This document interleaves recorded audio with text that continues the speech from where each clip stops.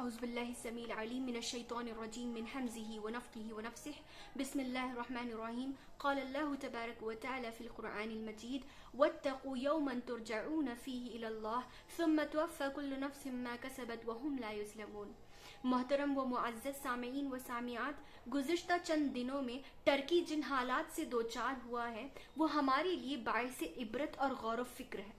محترم سامعین و سامعات، وہ لوگ جو قیامت سے غافل ہیں یا وہ لوگ جو قیامت کا سرے سے انکار کرتے ہیں، ان کو اللہ تعالیٰ یاد دلانا چاہتا ہے کہ کیسے اللہ رب العالمین قیامت برپا کر سکتا ہے، کیسے اللہ رب العالمین انسان کی کئی پلاننگز اور کئی مضبوط چیزیں استعمال کر کے بنائی گئی عمارت، کئی محنتوں سے بنائی گئی عمارتوں کو لمحے میں گرا سکتا ہے۔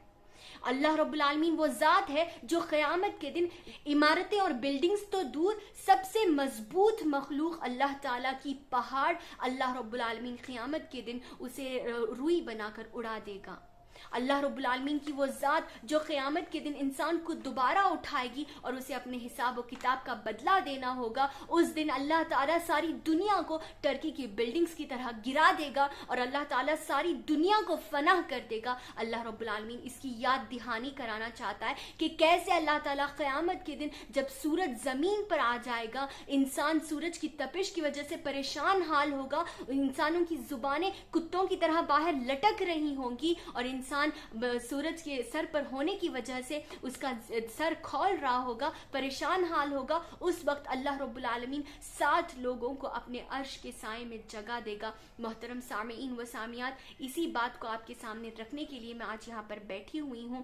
کل قیامت کا وہ دن جو ہمیں فیس کرنا ہے، اسی کے لیے ہمیں چاہیے آج ہی سے ہم تیاری کر لیں۔ آج میں ہمیں تیاری کرنا ہے تو کل ہم قیامت کے دن ان سب کو فیس کرنے کے لیے اللہ کی مدد پائیں گے۔ تو محترم سامعین و سامعات، صحیح بخاری میں کتاب الاذان ابو ہریرہ رضی اللہ عنہ سے مروی ہے، نبی کریم صلی اللہ علیہ وسلم فرماتے ہیں کہ جس دن اللہ کے سائے کے علاوہ کوئی بھی سایہ نہیں ہوگا، اس دن 7 لوگوں کو اللہ اپنے سائے میں جگہ دے گا۔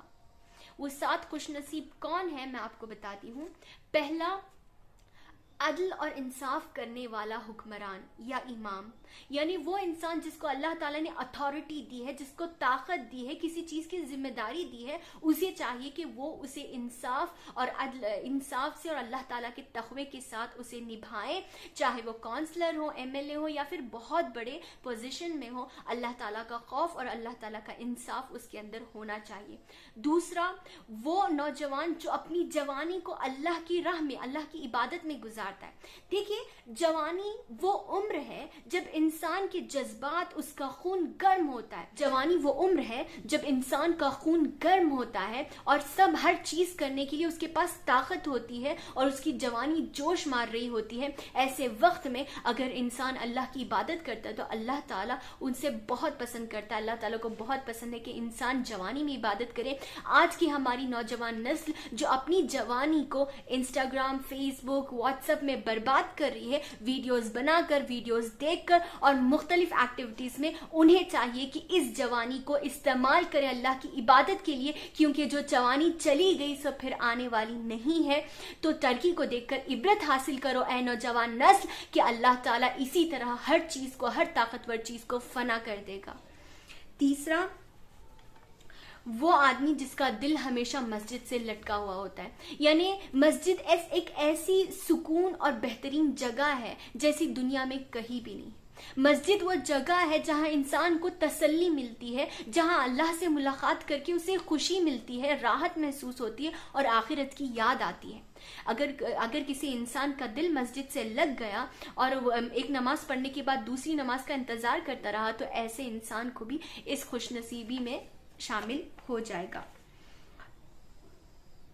چوتھا، وہ 2 آدمی جو اللہ کے لیے ملتے ہیں اور اللہ کی رضا کے لیے الگ ہوتے ہیں۔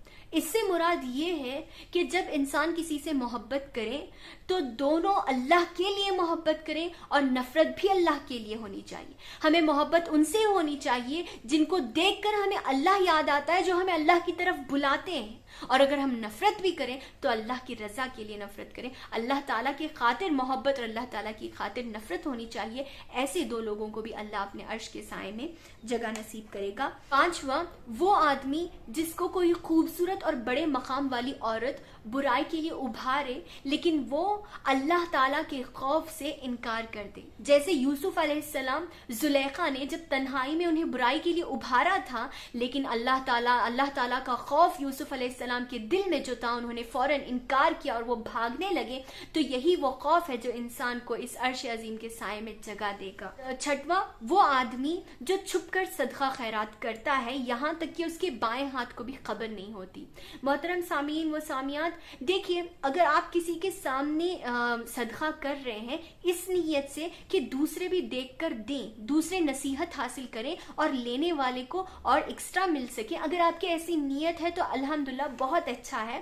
اور اگر ہو سکے تو آپ چھپ کر صدقہ خیرات کریں، جیسے کہ اللہ رب العالمین نے سورۃ البقرہ میں فرمایا ان تبدوا الصدقات فنعما ہی، اگر تم صدقات کو ظاہر کر کے کرتے ہو تو ٹھیک ہے، اچھی بات ہے. وَإِن تُخْفُوهَا وَتُؤْتُوهَا الْفُقَرَاءَ فَهُوَ خَيْرٌ لَكُمْ، اگر تم چھپ کر صدقہ خیرات کرتے ہو تو تمہارے لیے زیادہ بہتر ہے. تو اگر جو انسان چھپ کر زیادہ سے زیادہ صدقہ خیرات کرتا ہے ایسے انسان کو بھی اللہ کے عرش کے سائے میں جگہ نصیب ہوگی. 7واں اور سب سے آخر وہ انسان جو تنہائی میں اللہ کو یاد کر کے روتا ہے. دیکھیے تہجد کا وقت ہو یا تنہائی میں جب اللہ رب العالمین کو یاد کر کے انسان اپنے گناہوں پر روتا ہے تو یہ اس کی محبت کی علامت ہے کہ وہ اللہ تعالیٰ سے کتنی محبت کرتا ہے. ایسے بندے سے بھی اللہ بہت زیادہ محبت کرتا ہے اور اسے اپنے اور زیادہ قریب کر لیتا ہے. تو ایسے انسان کو بھی اللہ اپنے عرش کے سائے میں جگہ نصیب کرے گا. بہرحال ان سب میں عورتیں بھی شامل ہیں سوائے پہلے والے کی یعنی عادل حکمران کی، کیونکہ حکمرانی عورت کے لیے نہیں ہے. تو اس کے علاوہ باقی سب میں عورت بھی شامل ہو سکتی ہے. آخر میں اللہ رب العزت سے دعا کرتی ہوں کہ اللہ تعالیٰ ہمیں بھی ان خوش نصیبوں میں سے بنائے جنہیں اللہ تعالیٰ کا عرش کا سایہ نصیب ہوگا. آمین ثم آمین. وآخر الدعوانا الحمدللہ رب العالمین.